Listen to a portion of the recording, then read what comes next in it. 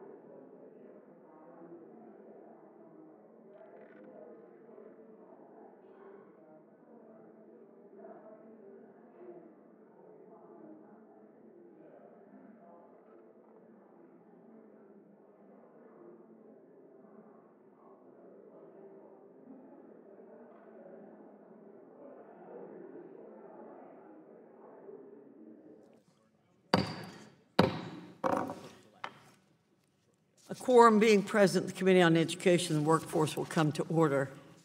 Good morning, everyone, and welcome to today's hearing. I thank our panel of witnesses and our members for being here today as we talk about freedom of expression on college campuses and how post-secondary institutions are and are not respecting individuals' First Amendment rights. Here at the Education Workforce Committee, we talk a lot about the importance of all education. Education has the power to change lives, and every form of instruction that focuses on developing a student's skills is valuable, whether that skill is physical or intellectual. We focused on the skills gap, and the skills gap is a major reason we have more than 6 million open jobs in this country. But there's one skill that I believe is one of the most sought-after skills in the workplace and in the classroom, and that skill is critical thinking. All of education, but especially post-secondary institutions, have a duty to develop students' problem-solving skills.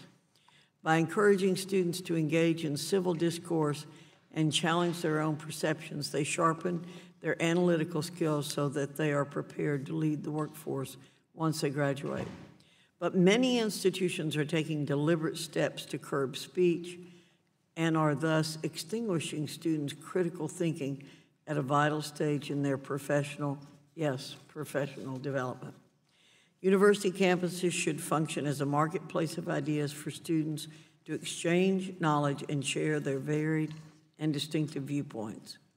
When freedom of thought, expression, and association are stifled on campus, the basic rights of students and staff are irreparably undermined. This is not a partisan issue. In a Gallup Night survey of students published earlier this year, every single demographic favored an open learning environment that permits what may be deemed as offensive speech by some over a campus environment that puts limits on speech deemed offensive.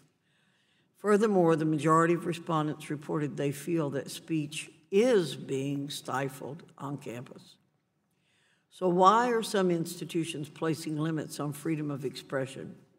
There's been no shortage of news stories about some speakers being turned away from college campuses, informal censorship occurring in classrooms, and the meteoric rise of the heckler's veto.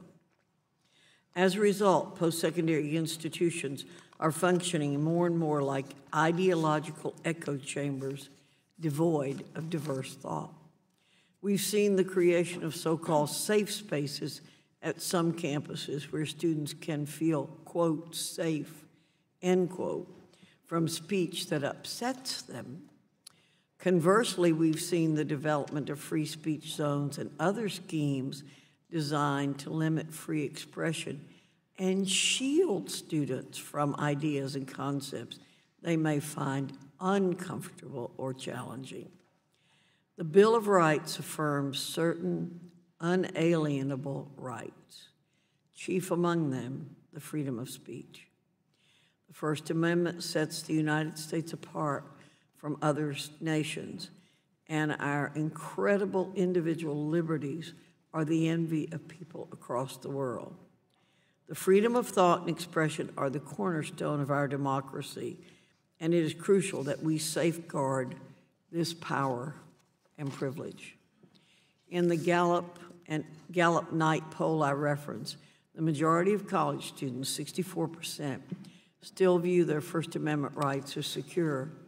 However, that number has fallen by almost 10 points from 73% in the previous year's survey. As the post-secondary landscape continues to evolve, it's important that we take a close and hard look at how students' rights and freedoms are upheld on campus and at the role of the First Amendment in post-secondary education. With that, I recognize Ranking Member Scott for his opening statement. Thank you, Madam Chair, and welcome our distinguished witnesses. I want to thank them for agreeing to be here and testifying on some of the most important issues surrounding the free exercise clause of the First Amendment on college campuses. For 231 years, our Constitution has made this country the envy of the world. The rights and freedoms guaranteed by our Constitution have protected us from the kinds of upheavals over religious and political issues that have led to strife and turmoil in other nations.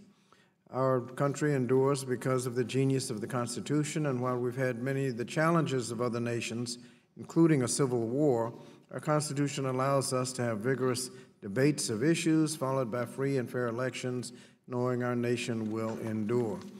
We must not only celebrate the majesty of our Constitution, but protect and defend it as well. This is a shared responsibility. Unfortunately, when it comes to the issue of free speech on college campuses, far too often we see a retreat in ideological camps with selective partisan interpretations over who has free speech rights and who doesn't, who is being persecuted for their beliefs, and who are the persecutors, and where and how the lines between protected speech and unprotected speech should be drawn. These narratives are often less about enduring dialogue and proliferation of speech and more about winning the debate in a national media, but not on college campuses. America today is more politically and religiously diverse than ever before, and that extends to our nation's colleges and universities. The increased presence of students of different races, religious and socioeconomic backgrounds, gender identities, and sexual orientations on our campuses has the opportunity to grow the number of voices and the types of speech that are valued on our campuses. But with this growth has come the rise of partisan defense of First Amendment rights. While this is not always the case, many students will only hear an invocation of First Amendment rights on campus when they are being asked to tolerate speech and ideas that are intolerant to them. To be sure, while infringements on campus free speech are not just likely to come from the political right or the political left, the far right has turned the shared goal of protecting free speech into a partisan fight. Just this summer, Attorney General Jeff Sessions gave a speech decrying, quote, a generation of sanctimonious, sensitive, and supercilious snowflakes, describing the state of free speech on college campuses. Ironically, Mr. Sessions delivered that speech at an event sponsored by a conservative group that publishes professor watch lists designed to intimidate faculty and suppress academic speech. This makes it hard to consider the enforcement of free speech rights by this administration to be nonpartisan. But let's be clear, even speech that may be considered despicable speech is indeed protected by the First Amendment on public university campuses. You do not need a First Amendment to protect agreeable and acceptable speech. Public universities, as state actors, have a duty to ensure free speech, and any restriction on it must be in line with established constitutional principles. But our schools also have a duty under Title VI of the Civil Rights Act of 1964, which prohibits discrimination on the basis of race, color, or national origin in, quote, any program or activity receiving federal financial assistance. And we must consider what has recently accompanied this partisan fight around free speech, a documented rise of incidents of harassment towards marginalized student groups. These students rightfully fear about their safety and security, petition their administrators for help, and the First Amendment is not an excuse for inaction. In sub-regulatory guidance, the Department of Education has illustrated how a university can live up to both its requirements under the First Amendment and under Title VI by saying, and I quote, "The Office of Civil Rights has consistently reaffirmed that federal civil rights laws it enforces protect students from prohibited discrimination and are not intended to restrict expressive activities or speech protected under the Constitution's First Amendment. The fact that discriminatory harassment involves speech, however, does not relieve the school of its obligation to respond if the speech contributes to a hostile environment. Schools can protect students from such harassment without running afoul of the students' and staff's First Amendment right. Educational institutions can establish a campus culture that is welcoming and respectful of diverse linguistic, cultural, racial, and ethnic backgrounds for all students, and institute campus climate checks to assess the effectiveness of the school's efforts to ensure that it is free from harassment." This is troubling. It is troubling that in the rise of hate speech and the embrace of partisan enforcement of free speech coinciding with a damaging shift in how the Department of Education views its role in defending civil rights.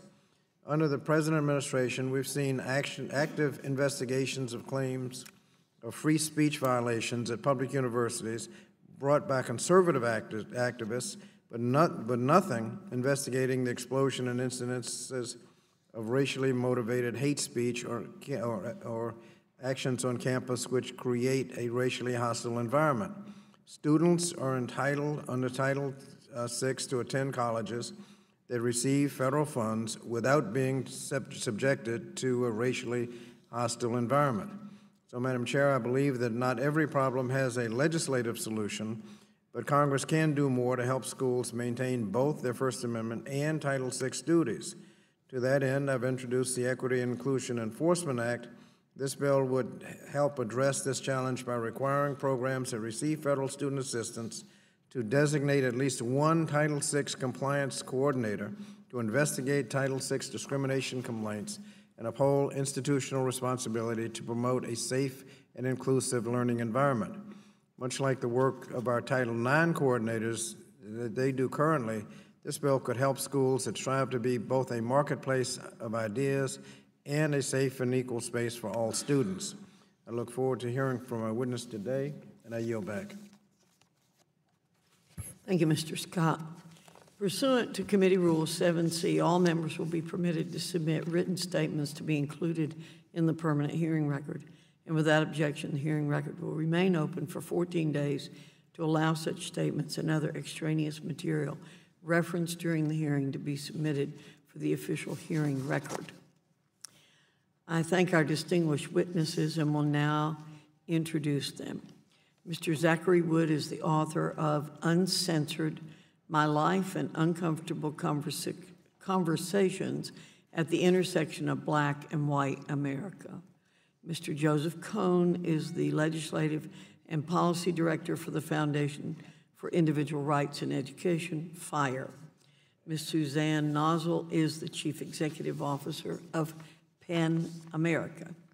Mr. Ken Paulson is the President of the First Amendment Center at the Museum and Dean of the College of Media and Entertainment at Middle Tennessee State University. I now ask our witnesses to raise your right hand. Do you solemnly swear or affirm the testimony you're about to give will be the truth, the whole truth, and nothing but the truth? I do. I do. Let the record reflect our witnesses answered in the affirmative.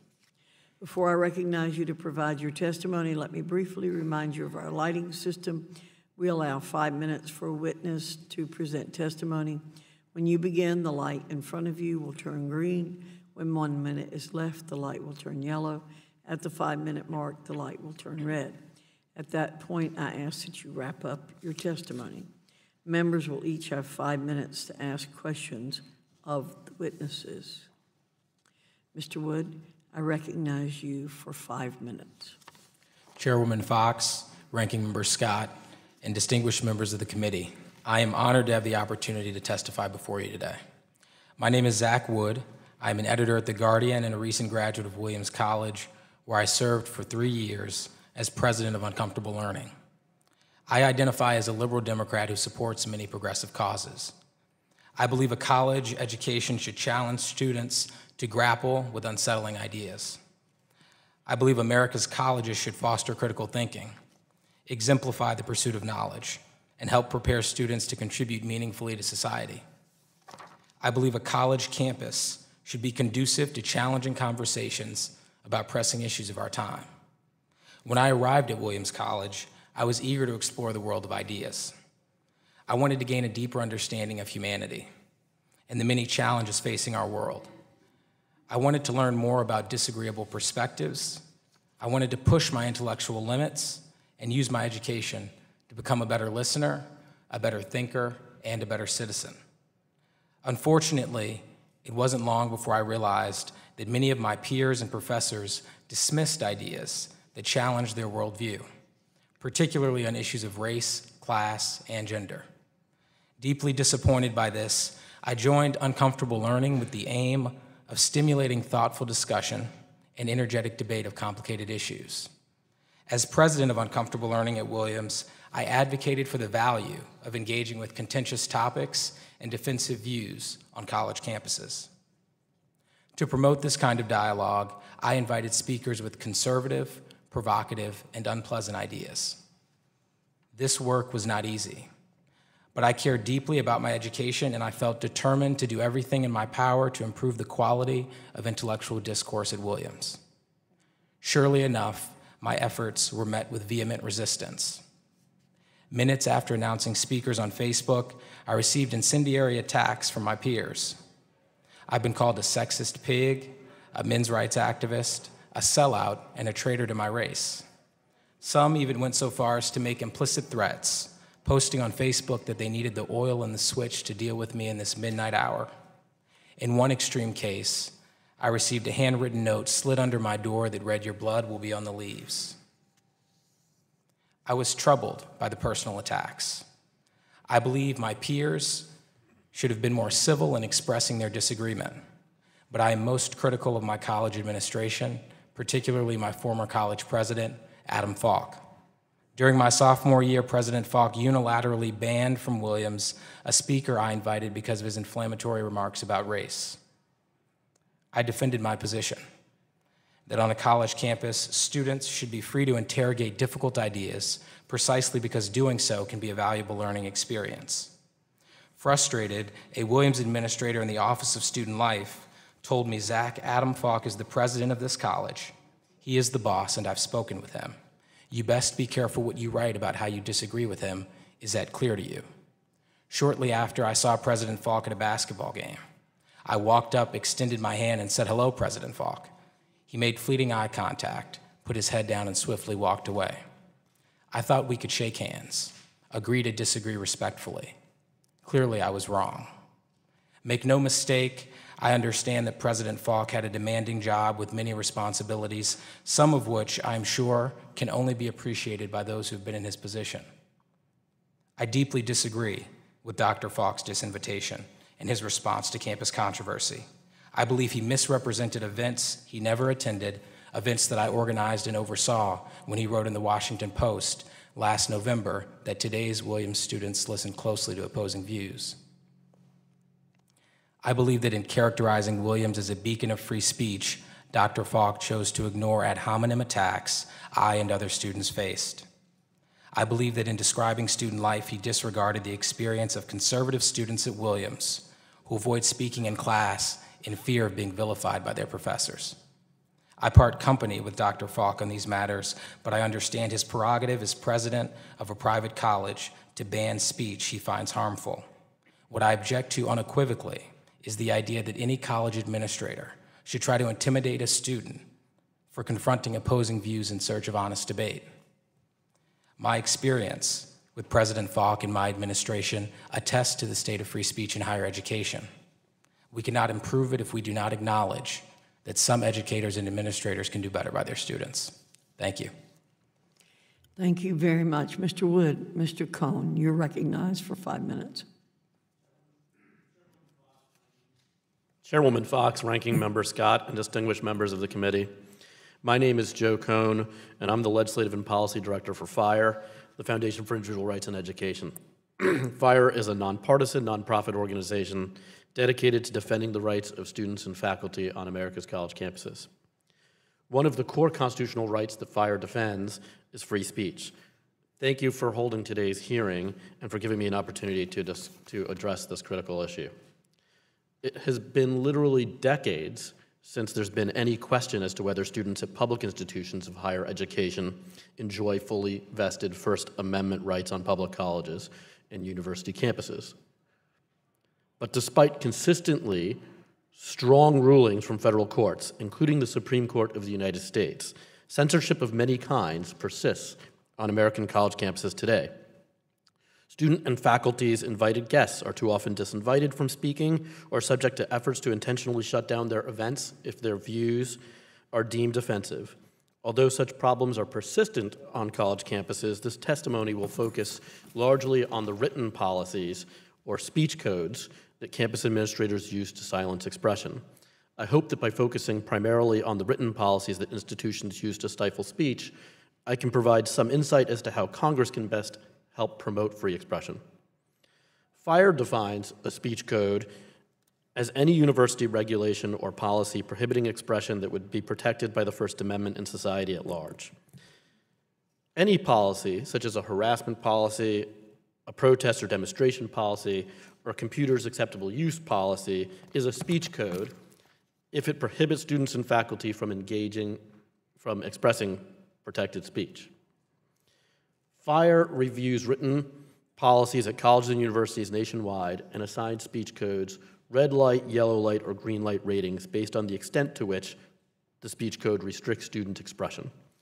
A red light policy is one that both clearly and substantially restricts freedom of speech.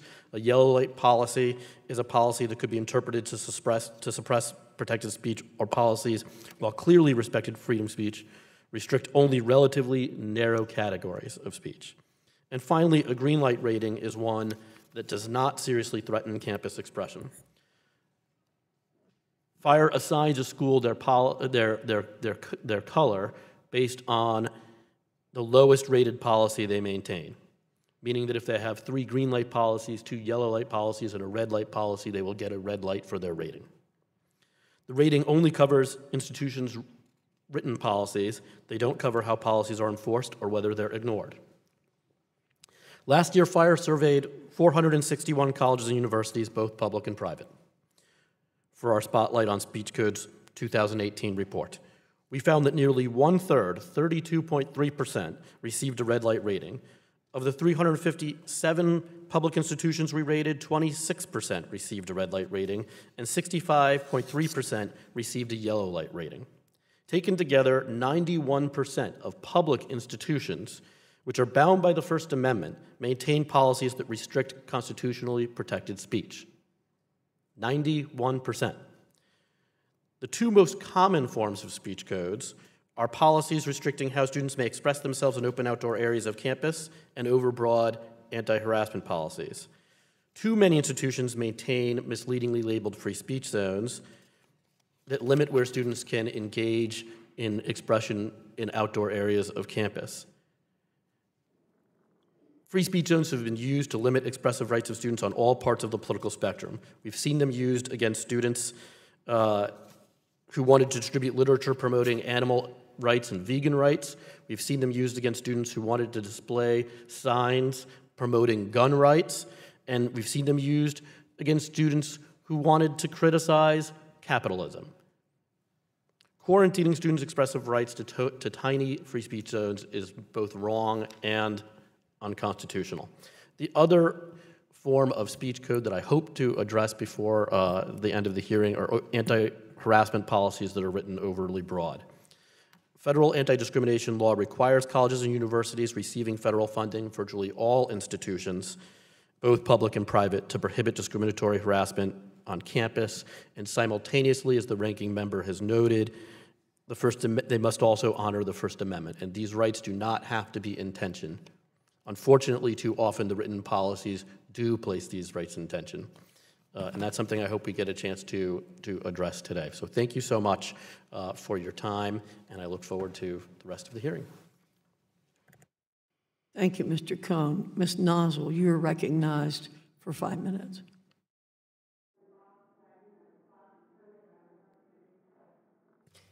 Chairwoman Fox, Ranking Member Scott, and distinguished members of the committee, thanks for the opportunity to testify today on First Amendment rights on college campuses.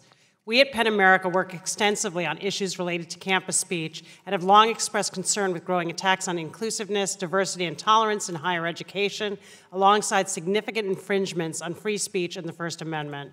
Our work has included a landmark 2016 report, a 2017 white paper, and 4 recent summits on campuses: the University of California at Berkeley, Middlebury College, the University of Maryland at College Park, and the University of Virginia at Charlottesville, that were each the sites of high-profile controversies over free speech issues.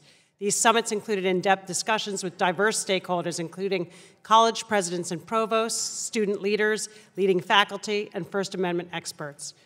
Our foremost concern in the current climate of higher education is a lack of appreciation, understanding, and respect for free speech and open expression on campus. Faculty members challenged in the teaching of controversial subject matter, administrators facing almost daily calls to purify campuses of offensive ideas, and students with little awareness of the First Amendment, sometimes believing that the best answer to noxious ideas is to drive them into silence, even sometimes through violent protest. Some faculty have been targeted by death threats and online harassment for things they have said and have received insufficient protection and support from their institutions defending their right to free expression. But many of the most serious threats to free speech on campus fall into a gray area, not implicating the First Amendment directly because they do not involve official actions by administrators or because they've arisen at private rather than public institutions. Oftentimes, protected speech is pitted against other speech, with one person's publication or comment in class unleashing a torrent of response that, while perfectly permissible, can nonetheless feel intimidating, censorious, or even punitive. Legitimate, unquestionably lawful rights to protest and offer counter-speech can be wielded in ways that prompt self-censorship and silence. The ferocity of social media reaction to even a single badly worded or provocative tweet or post can be enough to deter all but the most courageous from entering into debate on certain hot-button topics. These tensions are constricting our discourse and may prevent worthy opinions and proposals from even being heard. Yet, these dilemmas do not submit to ready legal or regulatory solution, and to attempt one risks suppressing as much, if not more, speech than is protected. We're fortunate that the breadth and vision of our First Amendment offers an enduring lodestar to help guide the way through these controversies. Attempts to further elaborate rights and responsibilities when it comes to permitting or constricting speech should be undertaken with caution. Any effort to untangle the roots of our free speech controversies must be predicated on a full appreciation of what it means for a campus to be truly open to all ideas and perspectives. An open campus must uphold the rights of all students to participate freely and equally. Higher education is in the midst of a dramatic demographic shift, with institutions enrolling vastly more students of color than ever before, as well as students from immigrant backgrounds and diverse religious traditions. This rising generation arrives at the Quad with new expectations about respect for individual differences, equality, and having their voices heard. Many of these students and their allies have valid concerns about the imperative to eradicate persistent manifestations of discrimination that have outlasted efforts at integration, such as slurs, stereotypes, informal segregation, and racist incidents. Sometimes calls to curtail or punish speech are born of a frustration that campuses have not done enough to address these persistent concerns. While such efforts to suppress speech are misguided, they cannot be effectively addressed without getting to the root of the problem and looking at the underlying concerns of equality and inclusion that motivate them. In PEN America, we believe the solution lies in focusing on education and awareness of the First Amendment, engaging with a diversity of campus stakeholders to demonstrate commitment to open debate, and fostering constructive dialogue across difference that upholds the free speech rights of all. It's critical that universities avoid instituting punitive measures targeting protest or dissent that will chill free speech in the name of protecting it. While questions of speech implicate power and politics, it is also essential that free speech on campus not become a politicized or partisan issue. The First Amendment leans neither left nor right, but recent interventions by the Department of Justice risk creating a different impression. The DOJ has rightly raised some important concerns about overreach and the administrative policing of free expression on certain campuses, prompting universities to reconsider restrictive policies.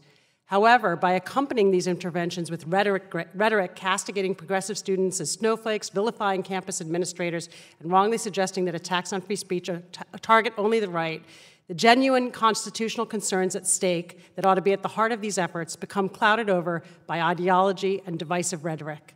If the DOJ compounds these perceptions, they will surrender the chance to persuade skeptical students that the First Amendment is a critical tool in their quest for social justice and one that they should embrace and defend.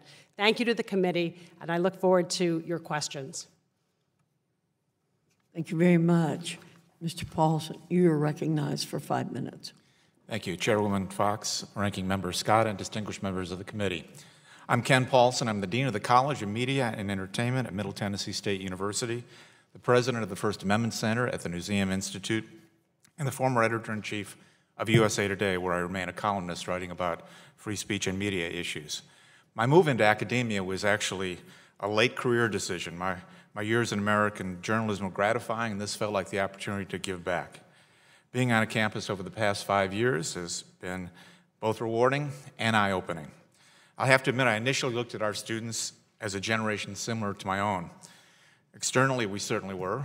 Dirty blue jeans worn daily, a struggle to stay alert during early morning classes, and every possible combination of hairstyle and facial hair. But I quickly discovered this is an entirely new generation.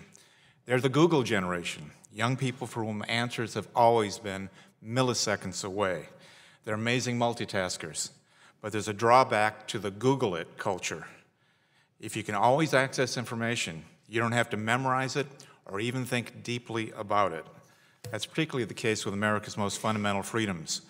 To be clear, I deeply admire the work of watchdog organizations like the Foundation of Individual Rights in Education, who through a combination of watchfulness, litigation, and publicity shine a light on college campuses where administrators and sometimes students pay lip service to freedom of speech.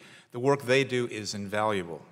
But I also must tell you that when I see widely distributed news stories about students shouting down speakers or college administrators engaging in heavy-handed tactics, I don't see my own campus. 70% of the students at Middle Tennessee State University are the first in their families to attend college. Their concerns are paying for school, staying in school, and making good enough grades to get a job when they leave. That's a dynamic you will find at universities all over America. As part of my First Amendment work, I travel on average to maybe a dozen campuses a year for the past 20 years, and I honestly don't believe that there's an epidemic of suppression or intolerance in the nation's universities.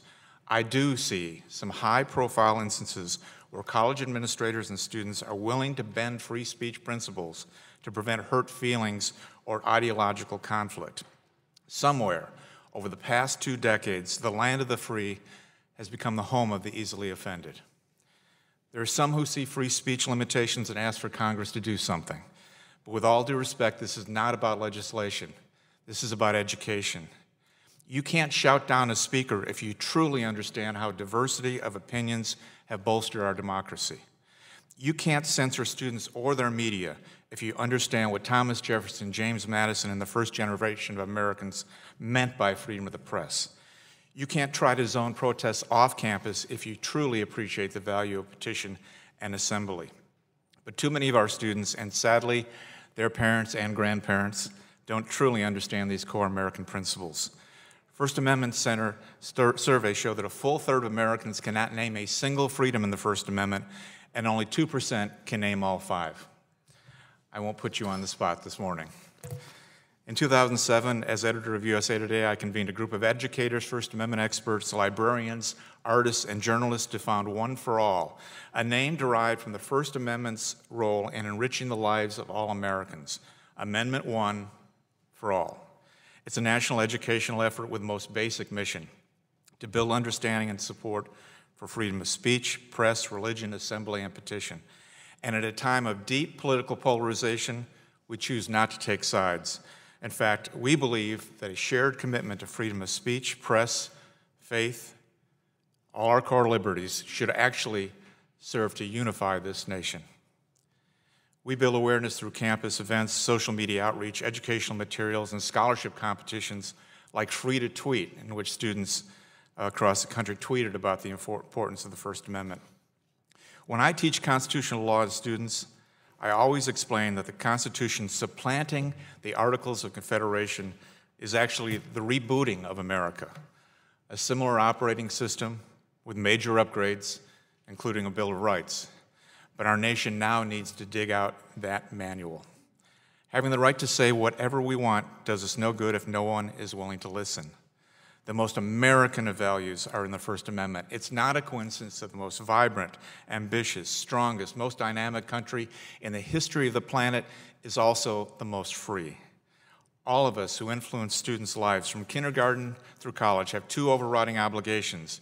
If we do our jobs the right way, our students will go on to rewarding careers and lives. But even more important than turning out great professionals is our obligation to graduate great citizens who understand what this nation is all about. America is depending upon us. Thank you. Thank you all very much for your very, very thoughtful testimony. I have some questions, but I want to make one quick comment. I taught for 15 years at Appalachian State University, and I have to tell you, the greatest compliment I received every semester when I did my evaluations were when students would say, "She taught us how to think." I always felt that was the greatest compliment. Mr. Wood, lifelong learning requires the ability to grapple with concepts and ideas that may make you feel uncomfortable. What do you want your peers who shy away from tough conversations to realize about your experience at Williams College? Thank you, Chairwoman Fox. It's my hope that my peers would recognize that if they want to go out into the world and make a difference and be contributing members of society, it will be very important for them to learn how to articulate differences of opinion, very important for them to learn how to advocate for what they believe in, and very important for them to see the humanity in those that they disagree with and to believe in the possibility of finding common ground even when it's difficult. So I hope that from the work that I did on campus, they'll see that while that work is very challenging, it is worthwhile. Thank you very much. Mr. Cohn, you noted a comment I made in a hearing last year about my concern about people willing to sacrifice their rights because they may disagree with what is being said. I'm still surprised by that. Your organization does a particularly good job of putting pressure on institutions of post-secondary education to uphold the First Amendment rights of its student body. What advice do you have to students who want to change their school's restrictive policies? What are the most effective ways they can push back against college administrators or other students who are trying to thwart their rights? Thank you, Chairwoman. The primary advice that I would give any student who wants to improve the state of free speech on their campus is to stand up for themselves when they have something they want to say, but to also stand up for others who they disagree with. It is not a team sport, free speech, where you have to divide lines. If you aren't principled about your approach, then you don't really believe in free speech. So be vigilant no matter who the speaker is. I would also say be reasonable in your tone when addressing campus administrators. Don't view them as the enemy or an adversary. Work with them, try to bring them in on a shared mission of promoting free speech. Make the compelling case, and also don't be afraid to call fire or anyone else for help. Thank you. Mr. Paulson, thank you for the work you're doing to help Americans understand the core principles that make our country so unique. I'm interested in your One for All educational effort, particularly interested in how your work has changed or evolved with the rise of social media. When you started the One for All campaign, social media platforms were in their infancy. How has social media changed the way Americans perceive their First Amendment rights? It certainly, thank you, Chairwoman, it certainly amplified their free speech rights. I'm confident that Thomas Jefferson would be an endless tweeter, and that really what we see today in social media is the culmination of First Amendment principles. Everyone has a voice. Everyone can be heard. The challenge for young people, though, is that it almost makes them fearful to speak freely sometimes, because if they put an idea out there, they can be slammed aggressively by their peers, and that's a challenge. The good news from our research is that young people who do engage in social media, especially news and social media, tend to have a higher respect for the First Amendment and have a better understanding of the principles. So as chaotic as social media can be, we believe there's a silver lining for free speech. Thank you, and I want to thank you especially for pointing out that there are 5 parts to the First Amendment, and I think you're right. Most people do not remember that. Mr. Scott, I recognize you for 5 minutes. Thank you, Madam Chair. Mr. Cohn, in your red, yellow, and green, did you differentiate between content-based restrictions on speech and time, place, and manner restrictions? Well, not all time, place, and manner restrictions are constitutional because time, place, and manner restrictions have to be narrowly tailored in furtherance of a significant interest. They have to be content and viewpoint neutral. A lot of the time, place, and manner restrictions on college campuses fail that test, so plenty of them earn yellow and red lights still. Mr. Paulson, you talked about people who are easily offended. How do you avoid a hostile racial environment that encourages people to just leave campus and free speech? Well, of course, we have to first define, are we talking about a public or private university? And so doing the First Amendment work I do, my focus would be on a public university. Every public institution, especially those that involves an application process, you have a right to establish codes of conduct and standards and principles. There is nothing at a public university that would prevent somebody from saying something racially insensitive and offending someone, just as that same circumstance could occur on Main Street of any city in this country. There's nothing a university administration can do. But I think it's important for our universities to proactively generate understanding of the First Amendment and all the core principles, and to again say, you know, you're going to hear some things on this campus that trouble you deeply. And what that means is you have an obligation as a citizen to speak out against injustice and insensitivity and racism and sexism. The same tool every citizen has, free speech, is used to offend. It can also be used to defend.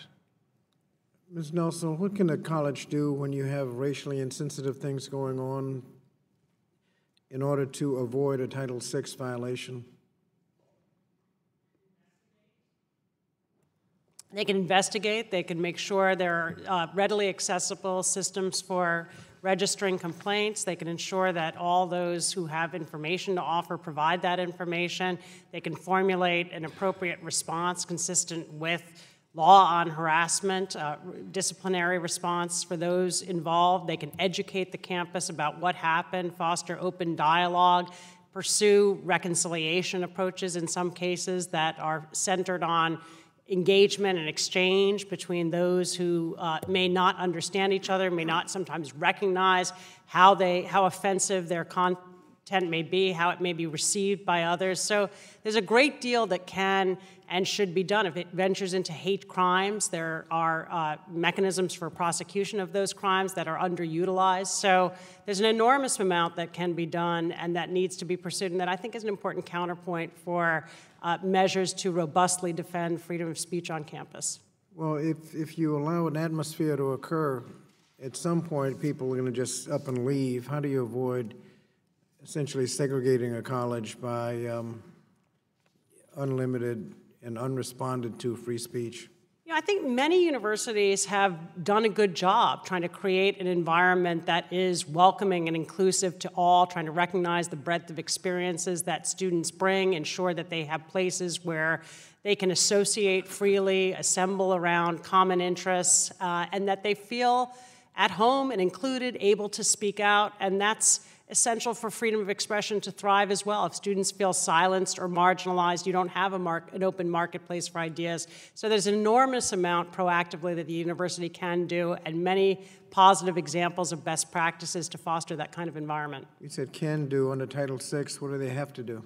They have to create an equal learning environment for all students, and that requires not simply an admissions policy that brings in students from diverse backgrounds, but also examining every facet of campus life, whether it's residential life, what happens in the classroom, what the disciplinary procedures are.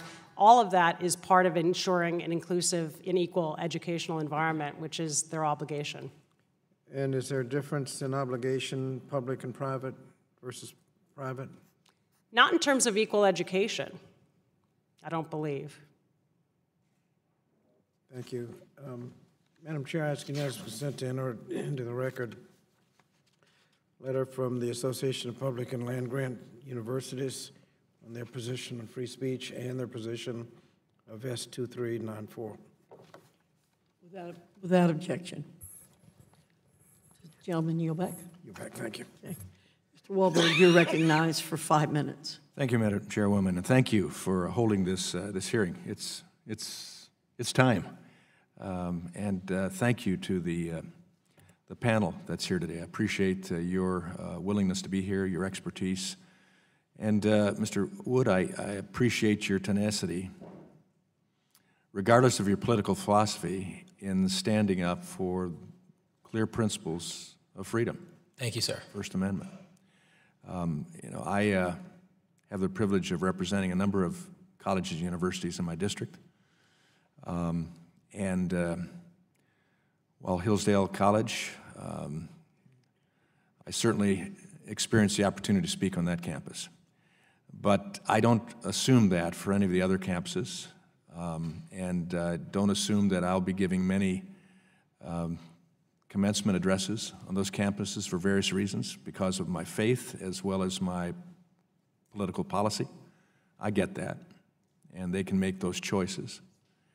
I don't expect, as I've had in the past, having to be disinvited from giving a commencement speech, which I've experienced as well. I don't expect to get honorary doctorates from some of those campuses, though it's interesting that 2 honorary doctorates that I've received came from universities in former Iron Curtain countries. And so it's evident that there is an issue there we have to deal with. I think it is a great concern that we've seen our country moving the direction where we will decide that free speech, freedom of association, and the rest of the 5 are not something that are preeminent in our country, and we must fight that. So, Mr. Wood, let me ask you, understanding that finding others with common interests and identities is important to student well-being, what specific barriers have you seen for students being able to associate, and that's one of those maybe forgotten 5 parts of our First Amendment liberties? What specific barriers do you see to having freedom of association around shared beliefs and ideas on our university campuses today? Thank you. I would say that one thing I've noticed is that it is generally discouraged when students, depending upon how they identify on campus, depending upon what their political views are, if they are seen as being around people who are like-minded more often than putting themselves in more diverse spaces, there are ways in which that can be viewed negatively. One thing that has tended to help, in my experience, is when the administration changes their messaging. So at Williams, it was a small college, 2,300 students. So everything that the administration said resonated in a way that it might not at a larger university. And so one thing I noticed was that when the administration framed things differently, that was then able to reach the student body.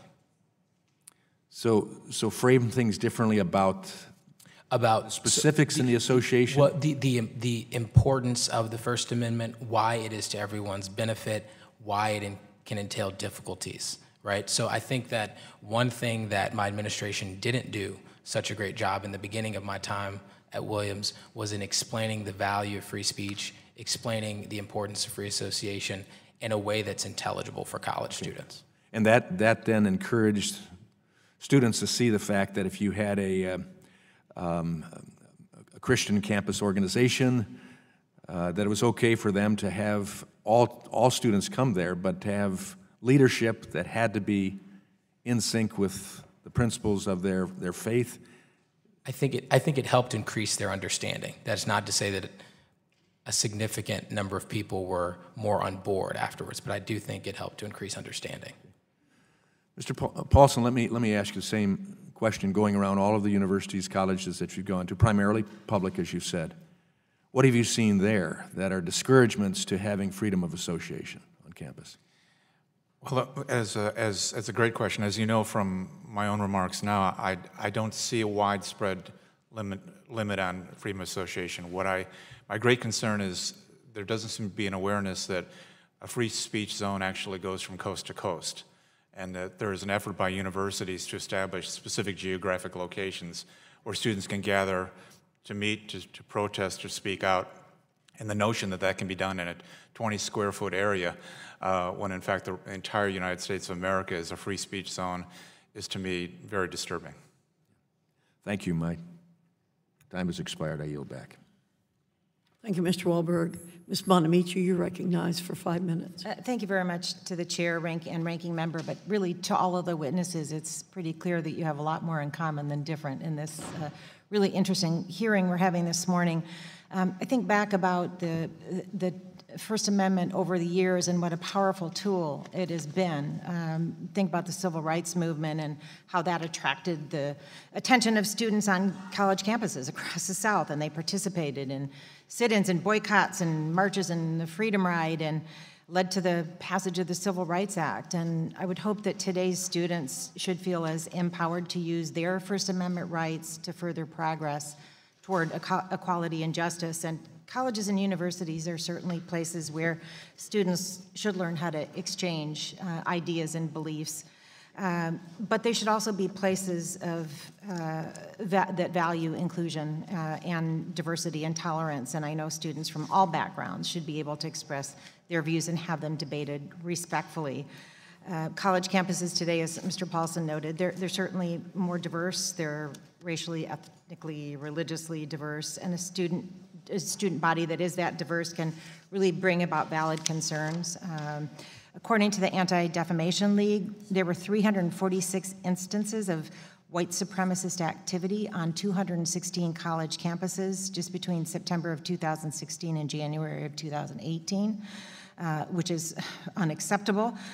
Think about Heather Heyer, who was killed in a white supremacist rally in Charlottesville, Richard Collins III, a black student at the University of Maryland, who was just last year at a campus bus stop and murdered because of his race. And that's a sort of chilling reminder that bias and hate still exist in our country, but I think it also helps to explain this tension that we've been talking about this morning between free speech and a safe and inclusive campus. And I agree with Ranking Member Scott that unfortunately the Trump administration has turned free speech on college campuses into a partisan issue, and it should not be, undermining real concerns about inequality. Research shows that most students on college campuses are not out to silence students with whom they disagree. At Georgetown University, study found little evidence that conservatives are unfairly targeted. The study also shows that infringements on campus free speech are just as likely to come from the right as the left. It should not be a partisan issue. This is about free speech. The Trump administration should be focused on promoting constructive dialogue and supporting safe, equal, and inclusive college campuses, and finding that, addressing that tension and protecting civil rights of all students and investigating those civil rights complaints. And thank you, Ms. Nozzle, for talking about that. So, Ms. Nozzle, this issue presents an opportunity to discuss how we can build a society and culture where we do learn to listen with each other, to each other, and benefit from each other's views and experiences. I happen to have a journalism degree and a law degree, so I wish we had 20 minutes each, Madam Chair. I've been a longtime proponent of civics education. So how can we better educate students about the First Amendment? And college is obviously too late. When should we start? Ms. Nozzle. You know, I think we should start in the beginning of elementary school, and I think this has been, unfortunately, a kind of withered aspect of our educational system, and that we're suffering from the consequences, and others have cited the statistics in terms of the gaps in knowledge that people are bringing into college. I don't think it's too late in college, because I think that is often the first time that people encounter others from very different backgrounds, and that's the first time these clashes of views may be experienced by them. And so I think it's a very important opportunity to hopefully reinforce learning that's happened earlier on, but also to push further But we absolutely need to start sooner. I agree. Ms. Nozzle, we're talking about how the federal government can support universities in really creating the diverse and inclusive and safe communities without compromising free speech. How do we address that tension? Can you discuss the sort of rise in instances in bias and discrimination and how we can address the tensions that are affecting students? Because it's important to address that. Absolutely. I think making sure that the mechanisms to address those incidents are readily available and present, that administrators are educated about how to respond. Many of them are caught flat-footed when these incidents happen, and that can provoke student anger and sort of fuel these calls to curtail speech, whereas when administrations are proactive, they're affirmative, they're seen as being responsive, engaged with the student body, taking matters seriously, working diligently to address and foster a more equal and inclusive climate, particularly in response to those incidents, then I don't think we see these kinds of flare-ups erupt. Thank you. And I'm going to get a quick question. And Mr. Wood, thank you for your testimony. Have you read Rising Out of Hatred? Rising Out of Hatred is a story about Derek Black, who is a, yes. have you read the books? Yes. White supremacist yes. who went to a college.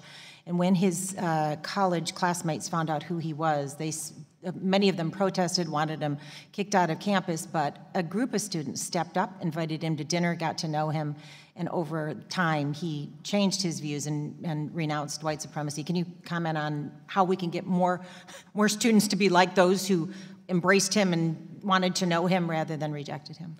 I think one important thing that can be done is that educators can set the example. So one thing I noticed is that there were some professors I had who would make a point of encouraging us to consider multiple perspectives in class, and who would explain at the beginning of the semester the value of doing that. There were other professors, though, whom I had who would simply, whatever they stated, they would present as fact rather than as opinion.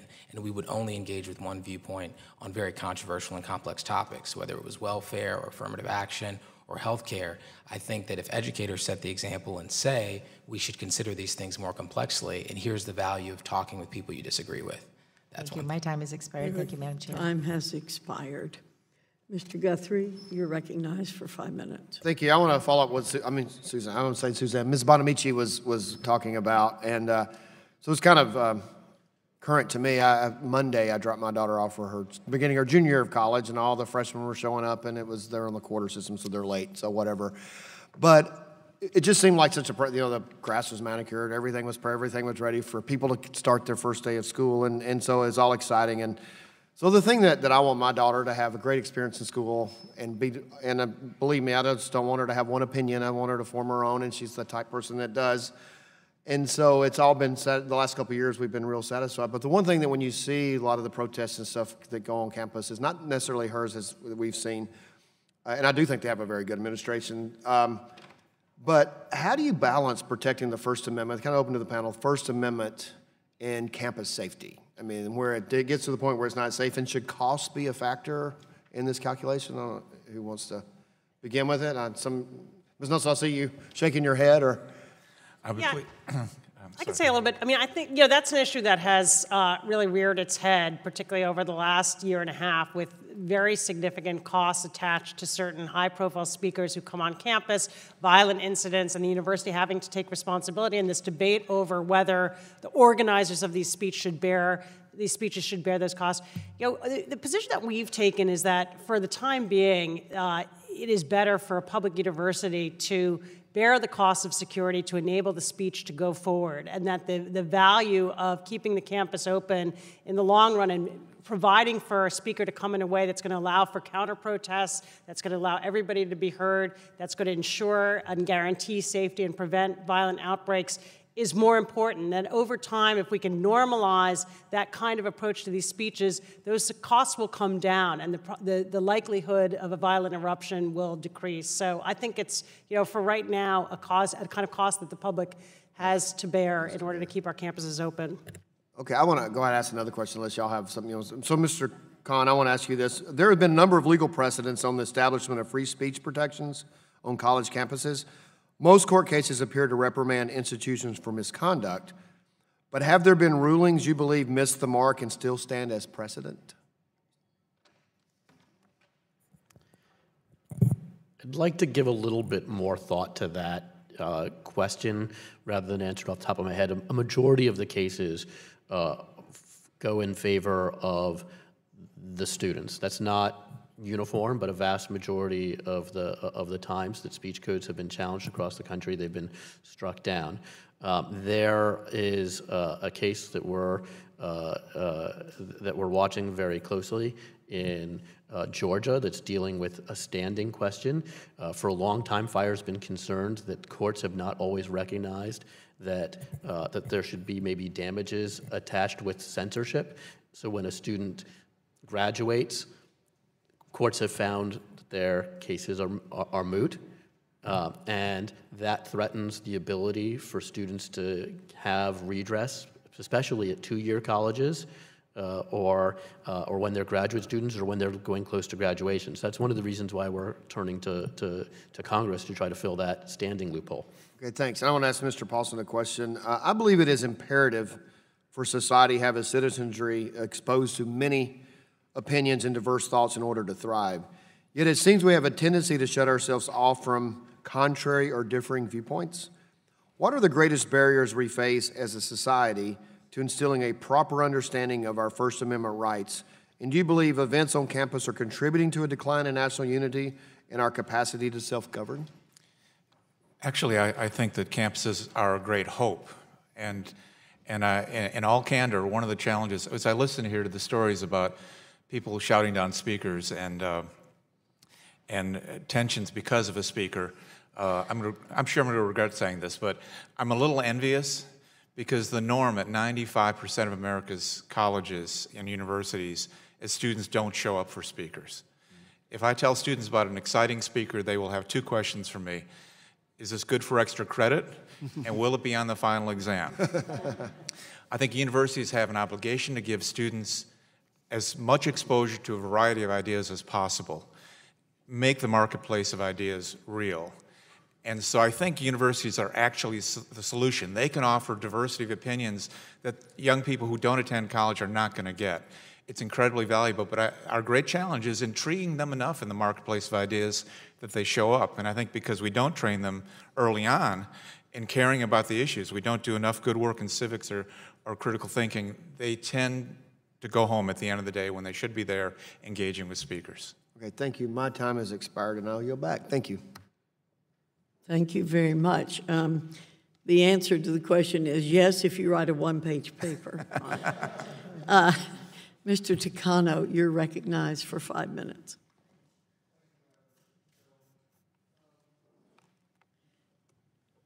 I want to start with my question with Mr. Wood. Mr. Wood, can you share your thoughts about the importance of having a diverse faculty at a university or college, including minority faculty members with diverse backgrounds, and how that diversity has affected you as a student? Absolutely. Thank you for the question. I believe that it can be of great value in institutions of higher education to have diversity in terms of viewpoints and politics, to have diversity in terms of race and gender, and I think that it's something that colleges should strive for, institutions should strive for. I think that for me personally, having more diverse faculty means that you're engaged with a greater variety of experiences, a greater variety of backgrounds, and a greater variety of perspectives. And so for me, that just helps to enrich students' understanding of the complexity of the world and the complexity of the many issues that you're there really to learn about. So I had the honor of being a guest at Yom Kippur services, and the rabbi gave a very thought-provoking sermon. And she brought up the subject of Derek Black, and she described, and I'll quote some of it, I can't read all of it, I wish I could. She said, after high school, Derek decided to study medieval history, so he applied and was accepted to a liberal arts school with a strong program in that subject. The school also was ranked as one of the most pot-friendly, most gay-friendly in the state, and according to Derek's dad, Don. So, you know, he applied. I'm not saying that Williams is a pot-friendly school. I'm just saying that it's a very liberal campus. But at first, Derek refrained from discussing his views on campus. But he hung out with students, including a Peruvian immigrant and an Orthodox Jew. But when he was outed by his fellow students who had been researching his association with terrorist groups, a heated online discussion ensued. How do we as a community respond? Let me just kind of speed up to the end of the rabbi's sermon. She said, let me just get to the bottom of it. He says, and she said, perhaps we need to learn an important lesson about patience, because actually Derek does change, but it's the reaction of the community of that campus.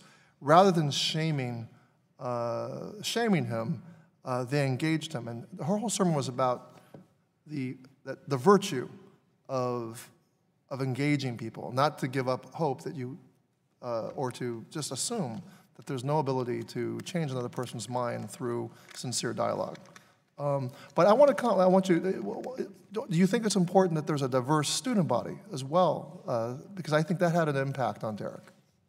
Absolutely. I think it's absolutely important that you have a diverse student body for really in many of the same ways that I think it's important to have a diverse faculty. With respect to the remarks that you made, I completely agree with that. I think that patience is important. I think that talking to people we disagree with, who have different experiences, is important. And I think that a college campus should be a great place to do that. Let me turn to Mr. McCone. Most recently, Attorney General Sessions has extolled the importance of free speech and protections. The Trump administration, though, recently adopted a new definition of anti-Semitism to investigate and enforce Title VI violations on college campuses. Many view this new definition as being intended to chill speech that's critical of the government of Israel. Mr. Cohn, is this recent action an infringement of constitutional free speech protection? I think it is unconstitutional to use that definition when determining what student speech crosses the line from being protected into harassment. And I think it's deeply problematic that it's being used in that particular context. FIRE spoken out about that, PEN America has spoken out about that, the ACLU has spoken out about that. We're all in agreement that the definition has utility in collecting data, but does not have utility in how it's used to enforce speech. I appreciate that consistency. I'm very troubled, especially by the dialogue that happens on campuses that's, I think, gets overheated and people don't listen to each other, especially around topics like BDS or, there's just students, Jewish students feel suppressed and not able to say, and then, go ahead, Mr. If I may add just one more thing, there is a real problem of anti-Semitism on college campuses that does need to be addressed, but there is another approach and constitutional approach to doing that. One is to make sure there's clarity from Congress on when speech crosses the line from being protected and becomes a course of conduct that is harassing. The Supreme Court has provided that test. Schools don't use it all the time. You should tell them, no, you have to use it. So that's the test in Davis versus Monroe County Board of Education. The other thing is that religion is not a protected status in higher ed or educational contexts except with respect to admissions and segregation. You should fix that loophole as well. And the third thing that I would recommend to address it effectively is to codify what I think was a very smart interpretation of the anti-discrimination statutes by the Department of Education years ago that says that sometimes discrimination on someone's religion is really more about the cultural aspects that are associated with the religion more than the religious practices or beliefs themselves. Sikhs, Muslims, Jews, and other religions having all kinds of parts of their identity that are tied to the religion, and that there is jurisdiction already under the titles that deal with national origin and ethnicity when those factors are implicated. So I think that three-pronged approach is a better approach to dealing with anti-Semitism, along, of course, with education on the ground. Mr. Chicano, I have to stop you there. We're way over the time. No, I appreciate it. I was going to say I appreciate it. I wasn't going to ask it. I want to ask members to not make 2 minutes of speeches and then ask questions in your last 30 seconds. Okay? Thank you. Mr. Byrne, you're recognized. Ooh, I better not make a 2-minute speech. So when I was in college, far from being protected from different points of view, the university administration, the faculty, wanted to expose us to different points of view. And so they made it a point of doing that. I can remember within a matter of weeks, we had both Stokely Carmichael, Black Panther, and Milton Friedman, one of the most conservative economists in the world. I remember a panel where we had some of the most liberal political commentators in the country, and also a very young George Will, who I'd never heard of before. And then they brought Hunter S. Thompson to campus. I don't know if y'all even know who Hunter S. Thompson is, but he gloried in insulting people from the podium. And it was our job as students to be able to think our way through what we were supposed to take that as and respond to it. So in my 45-second speech, what I want to do, I'm going to start with you, Mr. Wood. What's the role of the federal government to get us back to where we encourage free speech on campuses so that we grow students that have strong ability to argue intellectually against opinions that they disagree with? I would say two things. One, there was legislation passed in several states last summer, I believe. You had some in North Carolina, you had some in Tennessee, and I believe Wisconsin. And I believe Tennessee was the most robust.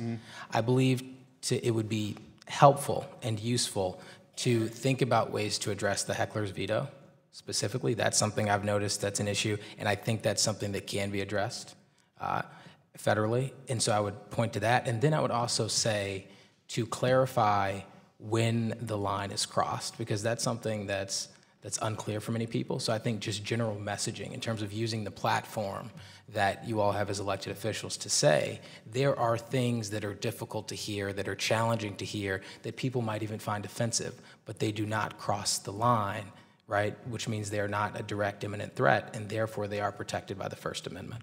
I'll never forget when Mr. Stokely Carmichael spoke, he said some very inappropriate things about African-American women.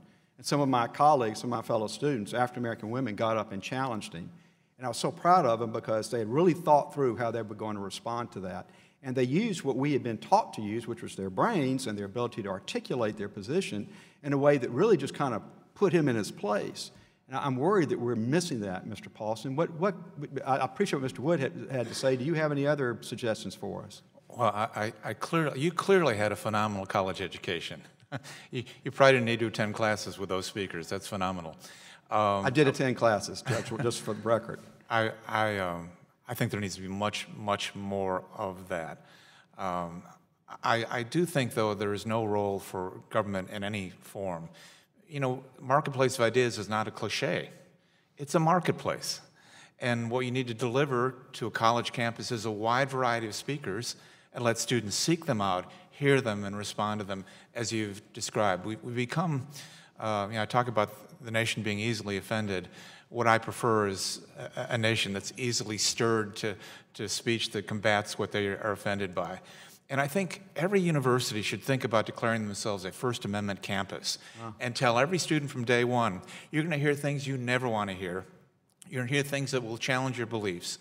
But that's part of your education here. So we will never disinvite a speaker. We will never charge any speaker exorbitant cleanup fees or security fees. We're going to make sure all these voices are coming. And if you're not comfortable with that, don't come to our university. Real quickly, though, let me ask you this question.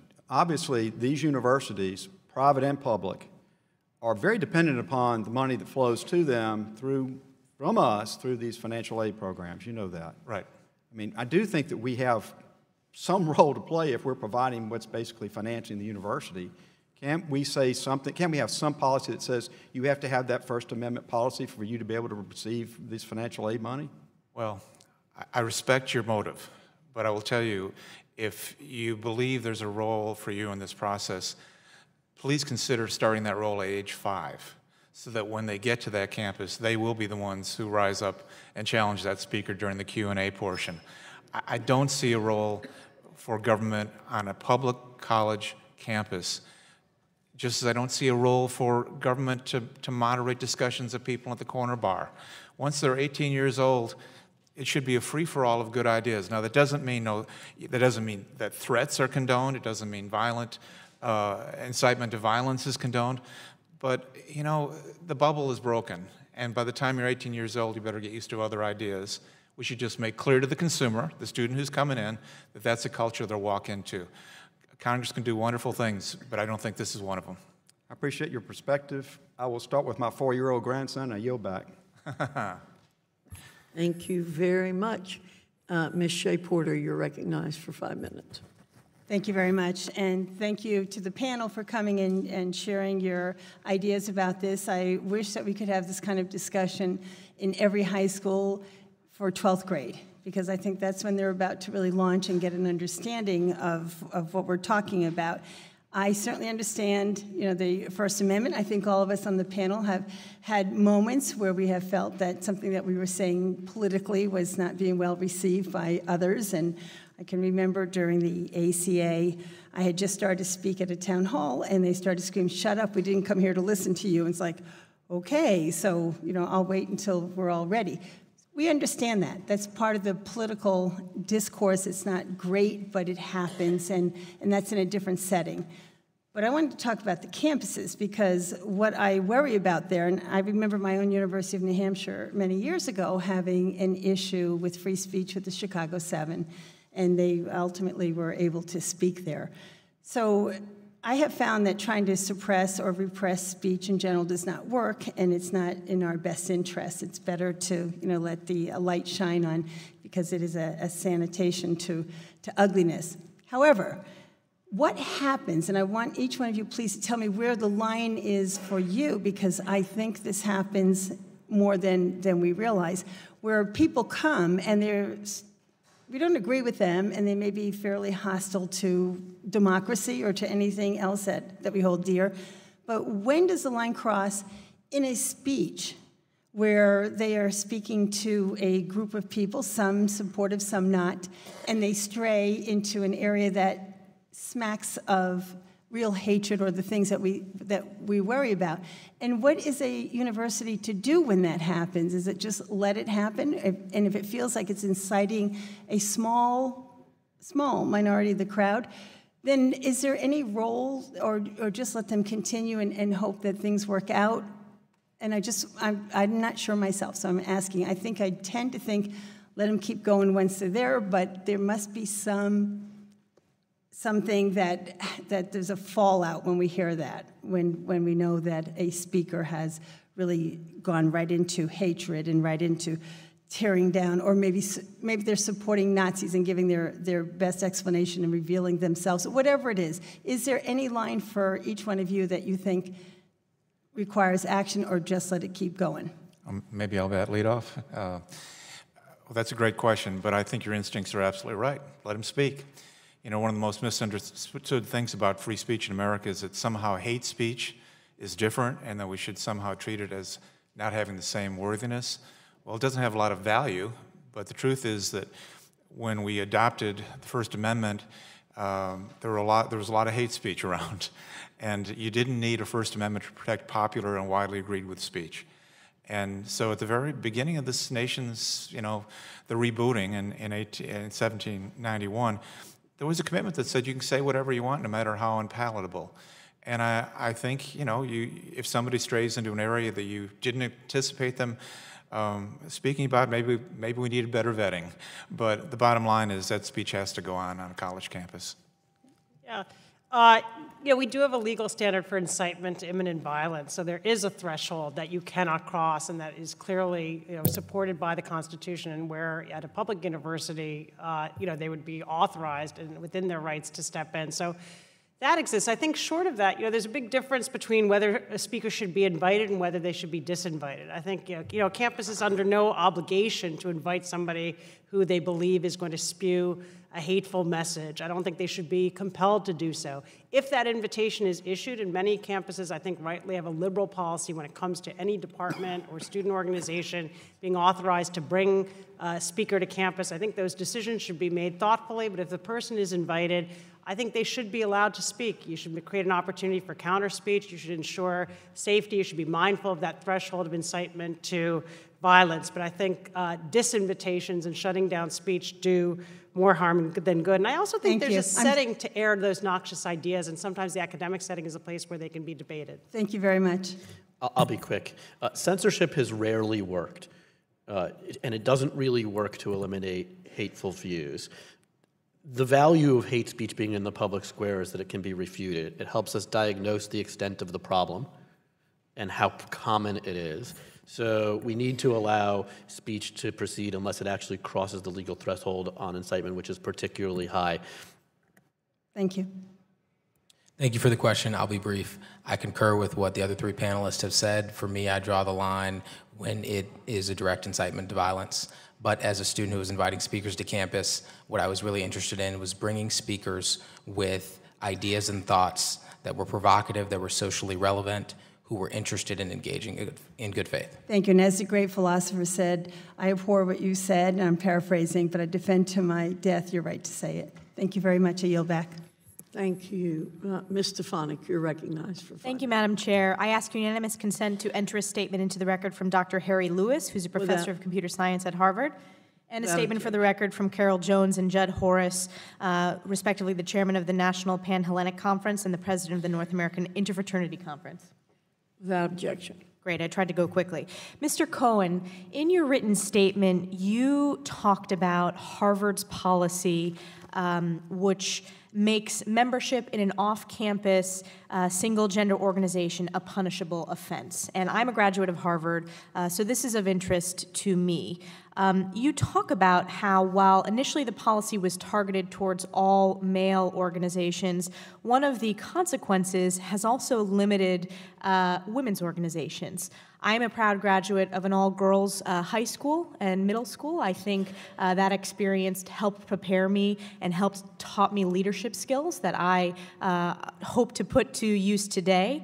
And I also helped start a women's leadership organization as an undergrad at Harvard. So I am very concerned about this policy's limitation when it comes to our freedom of association. And I think it's important for the viewers and the audience here today to know that these organizations that Harvard blacklist students who are a part of, they're independent, they receive no financial or administrative support from the university. My question for you is, and Mr. Byrne touched upon this a bit, how can we as Congress, should we consider extending protection to students who attend private institutions accepting federal funding? How do we draw that line, whether it's Title IV funding or federal research dollars? Thank you for the question, Representative Stefanik. We are deeply troubled by what's happening at Harvard because it's essentially the equivalent of a blacklist. If you join a particular group that Harvard doesn't want you to join, certain academic opportunities will be cut off to you. You will not be eligible to receive recommendations for Rhodes scholarships, the ability to be captains of sports teams. Head of a student organization, yes. So it's deeply troubling.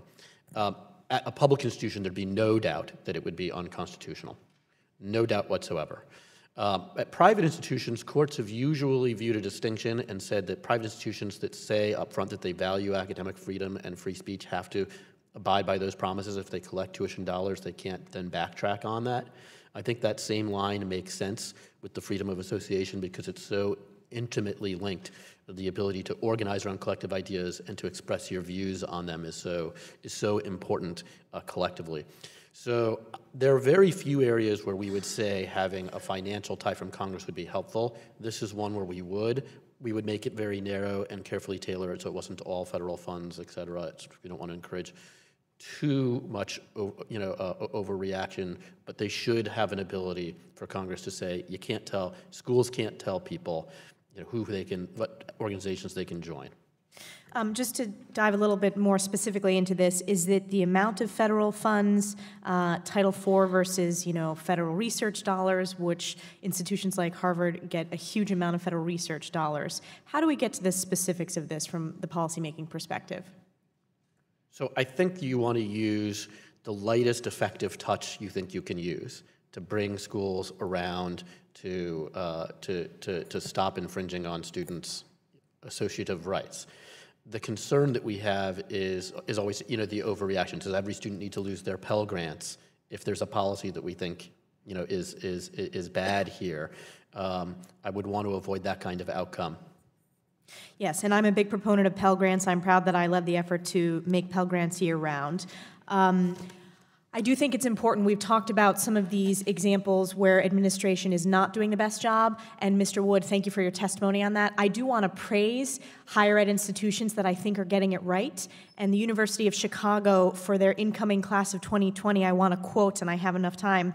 Once here, you will discover that one of the University of Chicago's defining characteristics is our commitment to freedom of inquiry and expression. This is captured in the university's faculty report on freedom of expression.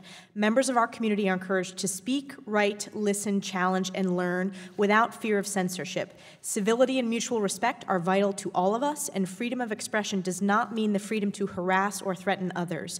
You will find that we expect members of our community to be engaged in rigorous debate, discussion, and even disagreement. At times, this may challenge you and even cause discomfort. I think this is an exceptional example of administrative leadership coming from a higher ed institution, and I think more schools should strive for this. Thank you very much. Thank you, Ms. Stefanik. Ms. Wilson, you're recognized for 5 minutes. Thank you, Chairman Fox, for holding today's hearing. I also want to thank our witnesses for being here this morning. I'm very concerned with protecting the right to free speech, but I'm equally as concerned with protecting the rights of minority students seeking access to a higher education. This year alone, we have seen a slew of vicious attacks on minority students across this country. At American University, bananas were hung from nooses after a member of my sorority, an African-American woman, was elected president of the University Student Government Association. At the University of Maryland, Richard Collins III, an African-American who was set to graduate to be commissioned as a second lieutenant in the U.S. Army, was stabbed to death by another student that was indoctrinated by white supremacists. A fraternity at Baylor University sponsored a fraternity at Baylor University sponsored a Mexican-themed party complete with a border wall and offensive Mexican stereotypes. And the list of such incidents goes on and on. So yes, I'm concerned with what is taking place on our campuses. Students are being singled out and harassed on the basis of their race, sexuality, religion, and physical ability. I fear that the value of free speech is being used as political cover in a manner inconsistent with the First Amendment to harass and assault our most vulnerable student groups. We must not make the mistake of creating a false equivalency between the responsibility we have to protect the rhetoric of white supremacists and defending our female, LGBTQ, Black, brown, Muslim, and disabled students from hateful attacks. The doctrine of both sides threaten to further legitimize extreme and violent behavior and compromise the clearly embattled rights of minority students. With these concerns in mind, I would like to ask a question of Ms. Nossel. When is the First Amendment most often invoked on college campuses, and why is this alarming? And does data support these claims? Yeah, I mean, I think what you're alluding to is that particularly over the last 18 months or so, we've had a series of speakers who've gone from campus to campus with a very provocative, and at times intimidating message, threatening to, for example, out students who may be undocumented or goading students based on their sexual orientation or their race. And the First Amendment comes up very prominently as they assert their rights to come to campus, those who've invited them, defend against time, place, and manner restrictions that might limit when and where they can speak. And I think the real risk of this is that students come to know the First Amendment as something that's relevant only to protect speech that offends and intimidates them. And I think that's very dangerous. We've talked a lot about the fact that the students lack grounding in the First Amendment, they don't understand it, they're not educated in those principles from a young age, and when they encounter them only in this way, you can understand why some students, we had a student at one of our convenings say, the First Amendment wasn't written for me. And I was shocked as a law graduate to hear her say that, but what she meant was, at the time it was written, her forebears would not have been at the table. They were not considered 3/4 of a person, and that the only way she hears it invoked is to protect this speech that is targeting her. So I think if colleges are not cognizant of those concerns and considerations and how we build a culture across gender, race, identity, of respect for the First Amendment, how students can utilize the First Amendment to assert their own rights, I think we run a real risk of raising a generation that is alienated from this core principle. And I think that's one of the real dangers of politicizing this issue. And how to do today's demographics of student population affect education and how college campuses are operating? Yeah, I think many of these campuses, originated to serve a student body that was quite homogenous, elite, male, white, and those demographics have changed dramatically. Students are coming from radically different backgrounds, and yet many of the practices and norms on those campuses haven't adapted. So the way things are talked about in the classroom, the way the courses that are offered, and I do think the university needs to continue to adapt. A lot has been done, and many universities have been at the forefront of this in terms of what it takes to make a student who is from a poor background feel just as comfortable and able to participate in campus life than someone who comes from an elite suburban high school. But there's more work to be done to make the campus fully inclusive, and that work needs to progress if we are to effectively defend the First Amendment and free speech on campus. Thank you. Thank you so much. Thank you. Mr. Ferguson, you're recognized for 5 minutes. Thank you, Chairwoman Fox. Mr. Paulson, I want to just say I loved in your opening statement, your quote that the land of the free has become the home of the easily offended. We've taught our children over the years to be open to a lot of different ideas and to put yourself into situations where others think differently than you. Get into those environments, and so I appreciate that you made that observation. Earlier this year, the Georgia State Legislature passed a bill that protects campuses, protects free speech at campuses, and commend what the Georgia Legislature and Governor Deal have done. Are you familiar at all with that legislation? I'm not familiar with the Georgia legislation. I'm familiar with, I think, about 25 states who have passed similar legislation. Okay. You're shaking your head yes on that. I am familiar with the legislation. It's complicated because at FIRE we very strongly support legislation that helps eliminate free speech zones, finds this right line on harassment, so schools have the tools they need without overstepping on the First Amendment at the same time. The Georgia legislation made some mistakes in it that don't quite match exactly what the case law has said, and we're already working with its sponsor to make those changes for the upcoming legislative session. But I think it's a good reminder that it can be done, but it needs to be done very carefully. Thank you for that observation. And one other thing I'd like to do is I'd like to say that we appreciate Chairwoman Fox's efforts in the Prosper bill to make sure that free speech protections are in that. This to me is, again, I go back to my role as a parent. We want our kids in situations where they have to learn to think for themselves, where they have to think critically, and where they have to recognize what bad behavior is, and they've got to call it out for that. I want if my children are in an academic setting or really any setting, and they see something that's offensive, I want them to experience that so that they can be as repulsed by it as anybody. But the only way to do that is to have an open dialogue where these different views can be expressed. So with that, I yield back. Thank you, Chairwoman. Thank you very much. Ms. Adams, you're recognized for 5 minutes. Thank you, Madam Chair, and thank you very much for your testimony. Mr. Cohen, in your written testimony, you mentioned that Penn State's sexual harassment policy is overly broad, defined as any verbal or physical conduct of a sexual nature that is unwanted, inappropriate, or unconsented to. Is it possible that a policy that doesn't conform to case law and may in fact be broader than current law bring about a positive change in social and eventually legal standards? I don't think that an unconstitutional policy is helpful. I do think that there is good reason for critics who felt like schools were not properly protecting students from sexual harassment. I think that there are well cataloged examples and way too much of sweeping allegations of sexual harassment under the rug. So I think there is some positive that comes out of urging schools to take the issue more seriously, but I don't think it is positive when schools have subjective criteria that has been found unconstitutional repeatedly in circuits over and over and over again.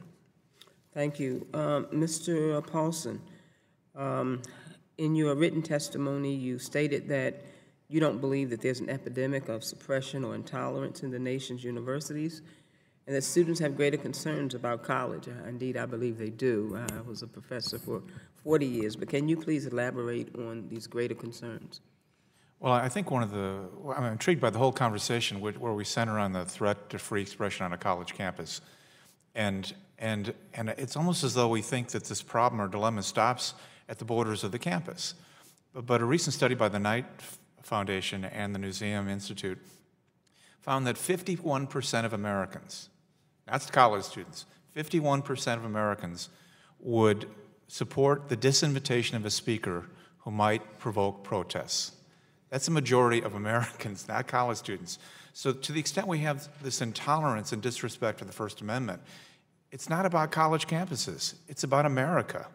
And so I feel like it is wonderful to be vigilant about college campuses, but the truth is, as a society, we need to understand that freedom of speech also means at least a theoretical obligation to listen to the other guy, and we get stronger at that. So I don't believe there's an epidemic on college campuses. I think there's a challenge America faces, and it manifests itself on college campuses. But if I were to suggest paths to address this, it would not begin on the college campus, nor would it end there. Okay, so the statistics you gave, you said 51% of Americans. So what percentage do you have of the university, or did you have any research there? Well, we have approximately, we've actually had that number out today. It's about half of students believe you shouldn't be allowed to say something on a college campus if it might offend someone of another race. First Amendment Center surveys have found 65% of Americans, 2 out of 3 believe that. So whatever is happening out there is happening everywhere. It's happening on college campuses, it's happening on the internet, it's happening in neighborhood bars. We are afraid to speak candidly in too many occasions, or people are telling us we can't speak candidly in too many occasions because they don't want to be offended. Universities, I think, are not the problem. I think they are the solution for the long term. So the specific ideas that you might have about how we can address this need for education in schools and colleges, keeping in mind that the curriculum is a state and local and individual university issue. Right. What would you say to that? Well, as has been discussed here, civics education is critically important early on. And we also need to get to a position where colleges absolutely declare themselves in support of free speech and make a commitment while also protecting against things like threatening speech. 99.9% of all speech is protected by the First Amendment, but the other 1% usually just breaks the law because the threat, intimidation, something like that. If I may, I just wanted to mention one other thing. When I do talk to parents about this issue, I urge them, the way I put it is, have what for dinner and why for dessert. When you at least spend one day a week with your kids around the dinner table and talk about what happened this week in the world, and then for dessert talk about why people of good faith could disagree about what happened and how it happened. We've got to somehow, both in schools and in the home, remind people that multiple opinions make this country stronger and that we shouldn't fear other ideas. Great thought. Thank you, sir. I yield back, Madam Chair. Thank you. Mr. Grothman, you're recognized for 5 minutes. Right. First, just I have a comment for Mr. Paulson. You said Congress does many wonderful things. Afterwards, I'm going to talk to you and find out what those wonderful things are, because I right offhand. But in general, I think one of the problems we have on campuses is if our campuses don't look like America, We create an atmosphere that encourages stifling of speech, encourages an environment of hatred and small-mindedness. Now, my staff found for me an article that recently appeared in the National Association of Scholars, in which an academic named Mitchell Langbert did some research on campuses, and he looked at quite a few different colleges. He found 78% of the academic departments in his survey had no people who you would identify as Republican. As you went through different types of departments, he found, say, in sociology, 44 Democrats for every 1 Republican. He couldn't find any Republican at all in communications or anthropology. If in another area such as race, say whatever, I don't know what percentage of America today is African American, maybe 13, 14%. If we had a university campus that had 1% or 0.5% or 0.1% African American, we'd wonder if something was wrong. America today is always around 50% Republican, 50% Democrat, maybe 45, 55, whatever. But you would expect, if there wasn't a lot of real conservative Christian hatred out there, you would expect normally, therefore, the faculty to reflect America, be 50-50, 45-55, something like that. But it's not. Can any of you explain to me why things are so out of whack and what we can do to turn things around? Again, I think if there was such obvious prejudice on a racial bent, on a religious bent, I think probably everybody here would be demanding the federal government crack down on that university. And if we find a university in which there are, I mean, in some campuses, Wisconsin, we don't have to register Republican, Democrat, but if you found a campus in which 90%, 95% of the faculty were one party or the other, where it was obvious in an environment of hatred towards one ideology or one religion, should the federal government be involved in that if that is going on at campuses?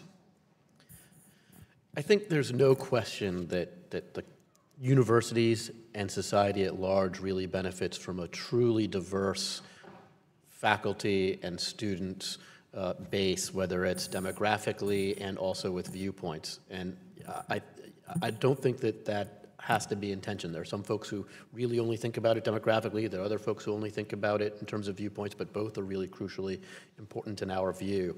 What I wouldn't do is do quota. You consider it a problem. I certainly consider it a problem. I wouldn't. Is it a severe problem if we send people out to learn about the world, English literature, communication arts, and they're obviously living in an environment in which one ideology or religion or whatever is so overwhelmingly favored over the other? Is that a problem? It has tremendous implications when students are only learning from people from certain perspectives. But I would say that one of the things that needs to be done is to look closely at the question of a case called Garcetti versus Ceballos, which talks about when public employees have free speech rights or when they can be curtailed by their employers. Would you be saying the same thing if, for example, it was apparent they were discriminating against people of a different religion or different race? Would you be equivocating here and trying to rationalize it? No, I'm not trying to equivocate. I'm trying to talk about what I think will be effective solutions here, which is making sure that the robust free speech rights of all faculty are protected, because we sometimes... No, we're not talking about free speech of faculty. We're saying, should students who go to a university get a diverse faculty? Should people of different backgrounds be recruited? I mean, I talk to people, as I'm sure other conservative politicians too. People say, I'd like to be a professor, but the dread in their voice at having to pretend to be who they are not for years as they work towards tenure. Absolutely. Is that a problem? I'm not saying what... Absolutely, they should be recruited. Is it a huge problem that the federal government should address? Absolutely, they should be recruited, but the solutions need to be better than the problem itself. So we get concerned when there's something like a quota system, as was proposed in Iowa, which is probably not the ideal way to handle it. But I think a lot of attention to it is important. There are ways that Congress can actually get involved that would help. Mr. Cohen, I'd encourage you to send that to Mr. Grothman in writing, Will do. any of the members of the panel, okay? Mr. Smucker, you're recognized for 5 minutes. Thank you. Mr. Cohen, I want to just follow up. You talk about some of the pending cases that we should be watching and following as this develops. What are some of those key cases that you think we should be following? So the case that I was talking about first was the one at Gwinnett College that's going to deal with that standing question. I think that that's a really crucial case for us to watch along the pipeline. So I think that's the one I'm watching the most closely. I'd actually like to consult and get back to you in writing later on so I can give you a more thorough analysis of what cases in the entire universe are out there that really merit your watchful eye. That'd be great. And then, we've taken a look at some of the results from the Brookings Institution survey on First Amendment views that are held by undergraduate students, and it's pretty clear from the results that many of the students have a different perspective of the scope of the First Amendment versus what case law may support. So, I think someone asked a question earlier, education of students, in regards to First Amendments. What I want to hear from you was, in your opinion, what projects have been most successful? What is working in terms of instilling in students, and really maybe even broader, instilling in the American people a better understanding of our First Amendment freedoms? Well, I agree with Mr. Paulson that starting earlier than college is particularly helpful. At the college level, we've seen a number of schools adopt the Chicago Statement of Principles on campus free speech that anchor the administration to valuing the First Amendment even when it's messy and difficult. And I think having conversations about that in orientations are helpful. I would also add it's helpful to address other civil rights issues so students don't perceive the First Amendment as being the only thing that is of value at that time, but it certainly has to be part of that early curriculum to instill respect for these concepts. Thank you. And then, Mr. Wood, heard from constituents the concern that the actions that Harvard is taking could end up having an impact in a broader way, an impact on organizations in public institutions. Whether you agree or not, it certainly does create an environment of ambiguity. Do you think that the free speech and freedom of association challenges we are seeing at private institutions could not only trickle into public colleges and universities, but also into settings outside of academia? Unfortunately, sir, I do think that's possible. I hope that necessary. Have you seen that happen with other First Amendment challenges? I haven't seen so much issues with free association at Williams, but I have seen significant issues with respect to a constraint in terms of what issues, what topics, what viewpoints are discussed and aired. Okay, then just one, I'll let anyone answer this question. Is there a need at time for campuses to balance protecting First Amendment freedoms with their duty for providing campus safety? Is that a factor that universities are taking into consideration? I mean, I wouldn't posit it as a balancing per se. I think they need to do both. They need to ensure a physically safe campus, and they need to ensure an open campus, and that may require spending money on ensuring the security of high-profile events. But it is the very rare, I think, extreme case where those two imperatives can't be reconciled through careful planning and attention and resources. All right, thank you. I yield back. Thank you, Mr. Smucker. Mr. Allen, you're recognized for 5 minutes. Thank you, Madam Chair, and thank you to the panel. This is something I guess our founders debated when we set out to give everyone in this country a voice, and which I think is important. But at the same time, I mean, Mr. Wood, I admire your courage. And, but at the same time, I mean, here in Washington, I mean, we have to be careful which restaurant we go to eat in. I mean, I don't understand it. I don't understand how we got this way, other than we know that division is, you know, a house divided cannot stand. That we have to find a way to come together to reason with one another in a way that's civil and debate. And and the way you win public opinion is through trust and obviously some type of a moral compass. What you tried to accomplish, where are you with your current situation, and what would you like to see us do to? I mean, obviously, you know, I don't. You know, we have obviously the First Amendment, and but what would you like to see the Education and Workforce Committee do to help you in your current situation? Thank you for the question, Representative Allen. I think I concur with what Mr. Cohn said. I think that with respect to legislation, it should certainly be careful measures should be taken.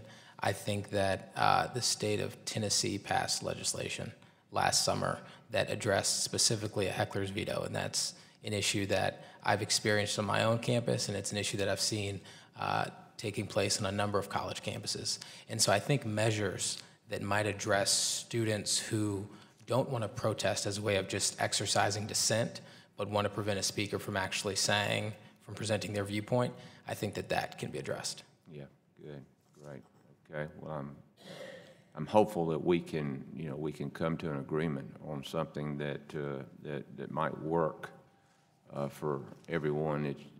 As I've said many times, it's a shame we have to legislate these things.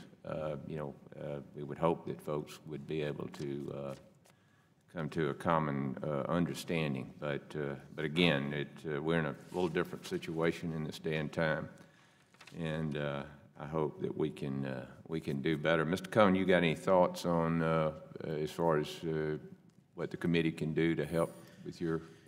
Yeah, I think that the two best steps the committee can take with respect to free speech would be to target free speech zones where there's political consensus that they're wrong and unlawful, and courts have spoken with near unanimity, creating a pretty careful and well thought out test, making sure schools are using it, and also setting that balance right with anti-harassment measures to make sure that schools are responding to known instances of harassment as they're both legally and morally required to do so, while refocusing their attention on the tests that the courts have used to make sure that balance is done without stepping on the toes of the First Amendment, because as I think we have all been unanimous about, both goals are important and crucial to accomplish. So those are the two things that I would do on free speech. I would also I agree with Representative Stefanik that addressing the freedom of association question she raised is another thing that can be done legislatively without introducing additional complications. Mr. Paulson, you got anything to add to that as far as what we can do? Well, as I've noted, with all due respect, I don't think legislation is the key here. I don't think pressure on universities is the key here. I would love to see congressional support for early civic education and an awareness, a society-wide awareness that the free exchange of ideas is what makes us uniquely American. You know, we've done a great job of teaching science and math, but science and math are universal. But teaching about freedom of speech and freedom of faith, unfortunately, that's not universal. And we can't treat that as an add-on. And I think if we could address these issues early on, we will have a new generation that gets the purpose of free speech, and we're not going to have the dramatic confrontations, and legislatures will not have to step in. Well, it's mind, body, and heart. Yes, sir. And we have a heart problem. Thank you. Thank you, Mr. Allen. Ms. Wilson, I want to thank our witnesses again for taking the time to testify before the committee, and I'll recognize Ms. Wilson for her closing remarks. Thank you, Madam Chair. I want to start by addressing Mr. Paulson's comments in response to Dr. Adams. I agree, lack of public understanding of and appreciation for First Amendment rights is in fact a problem not limited to college campuses. It is a challenge faced by the entire nation.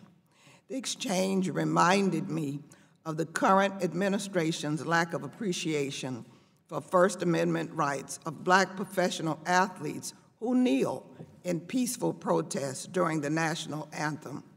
The White House intervention in these peaceful protests is a disgrace, and that is unfortunate.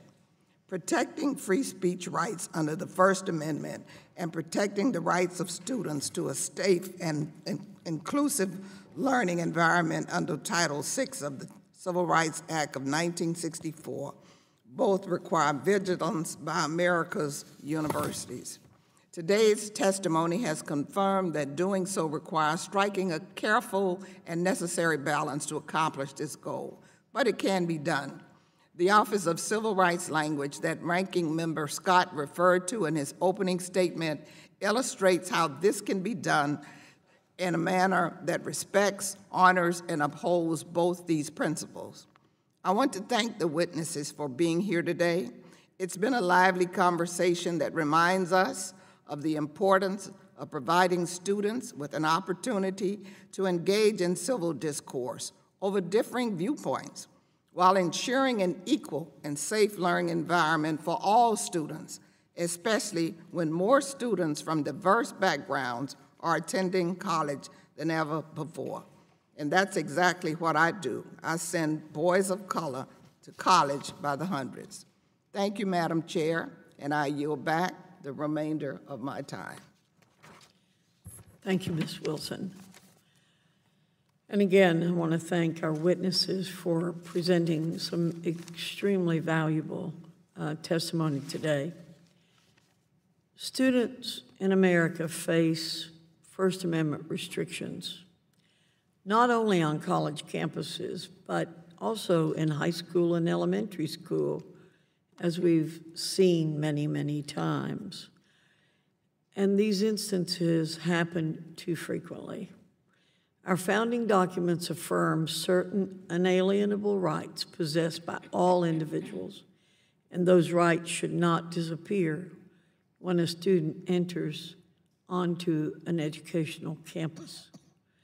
Those liberties are the envy of people all over the world, and we as a society must do what we can to protect and uphold those freedoms. I am particularly thankful to some of the emphases you all gave today to the issues like free speech zone goes from coast to coast. Our First Amendment rights go from coast to coast, all of them. I appreciate the emphasis you've given to helping students from the age of 5 or when they enter an educational institution in this country understand what their rights are and also their responsibilities. I have to tell you, anytime I'm invited to speak to a group of students, I take my copy of I didn't bring it this morning, my bag, copy of the Pocket Constitution, and show them what is the basis of our laws. That's what I want them to understand. And I ask them in elementary school to read it once a year. So it's really important that they learn it from early on. And I do think the fact that it's not taught as it used to be taught in educational institutions is one of the reasons we're having so many problems. And I agree with my colleagues that more of it needs to be done in the home, and there needs to be more discourse in the home with students. Although this hearing is drawing to a close, it's clear the conversation is far from over. This committee has been clear on this issue. We believe all educational institutions should adopt policies that uphold First Amendment rights of every individual. I look forward to working with students, faculty, institutional leaders, national associations, states, and other members of Congress to ensure this great experiment thrives for many generations to come. There being no further business, the committee stands adjourned.